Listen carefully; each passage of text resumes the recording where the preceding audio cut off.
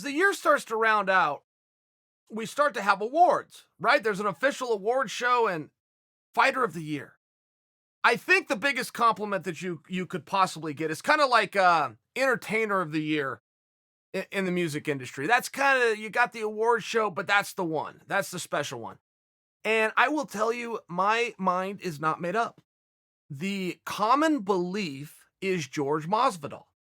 He took all of 2018 off. He comes into 2019 with 3 huge wins and leaves with a title.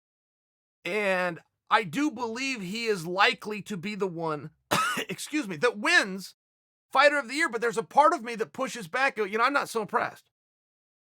And before you think I'm insulting Masvidal, all I'm offering he's been doing this stuff since 2003. You guys just didn't notice it. This was not all that remarkable of a year for George Masvidal, competition-wise. Notoriety-wise, yes, he finally got his due, but I'm telling you, you guys are the ones that's behind. If you're big Masvidal fans, go online. You can see him fighting in backyards as a teenager. If you're big Masvidal fans, go online. This stuff is archived. He's had plenty of years exactly like 2009. Do you think George Masvidal hasn't had years where he's beat up 3 guys before? Yes, he has. He most certainly has. You're wrong about that. Now, does that take him out of contention? No, I don't think that it should. I mean, I do think if you look at the fact that he changed weight classes, okay, gets his first big win, while staying at that weight class, takes out an undefeated, multiple weight class and organizational champion, Ben Askren, in record-setting time, and then goes into MSG and is able to capture a title. I don't know that it should disqualify him just because I'm telling you he's done that many other years, and shame on you for not knowing it. But I'm not positive in my own humble opinion that George had this big breakthrough year. I've just seen him do it before. You then have Amanda Nunes.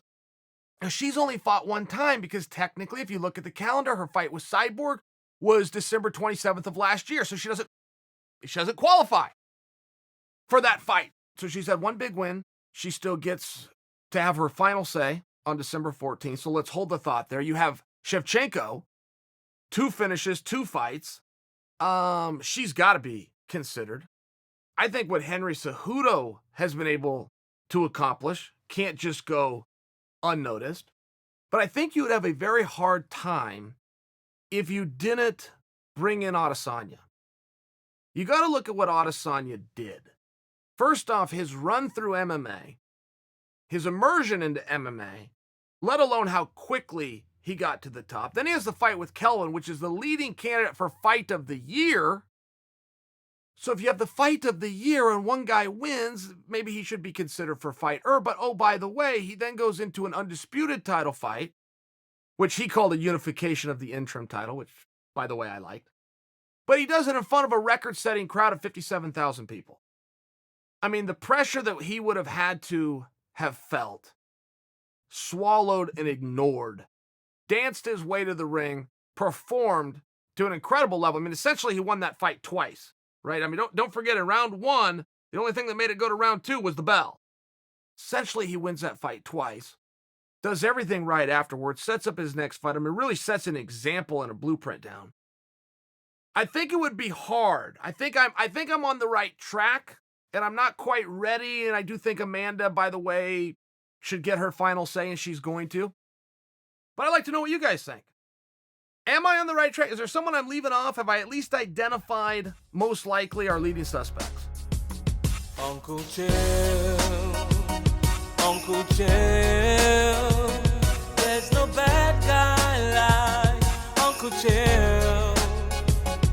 Never lost, not even around.